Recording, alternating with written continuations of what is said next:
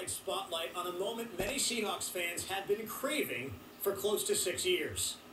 A chance to boo referee Bill Levy at CenturyLink Field and then hopefully find some closure.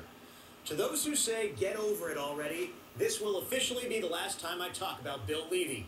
And tomorrow night will mark the first time Levy will officiate a game in Seattle since blowing multiple calls in Super Bowl 40 against the Pittsburgh Steelers. We knew it was going to be tough going against the Pittsburgh Steelers. I didn't know we were going to have to play the guys in the striped shirts as well.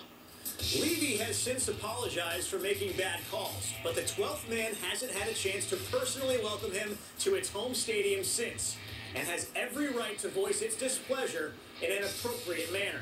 But after they boo Levy in front of a national TV audience on Monday Night Football, we can all hopefully, finally, move on. We all know the disdain Chicago fans still have for Steve Bartman, an innocent man who still hides from the scrutiny. We're all aware of the 20-plus years of hatred Red Sox fans had for Bill Buckner and the misery one error had on his entire life.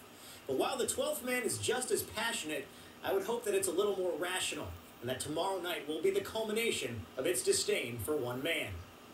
After all, NFL refs continue to make mistakes, and it's not just Levy. Even today, a blown call cost Seattle a better chance of a wild-card playoff berth. The Vikings were about to complete an incredible comeback against Detroit when Joe Webb fumbled to end the game.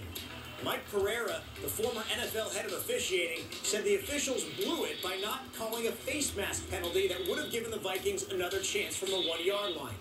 Had the Vikings won, Seattle would have been one game out of a playoff spot with a win tomorrow night. Instead, the Seahawks will be 2 games out at best.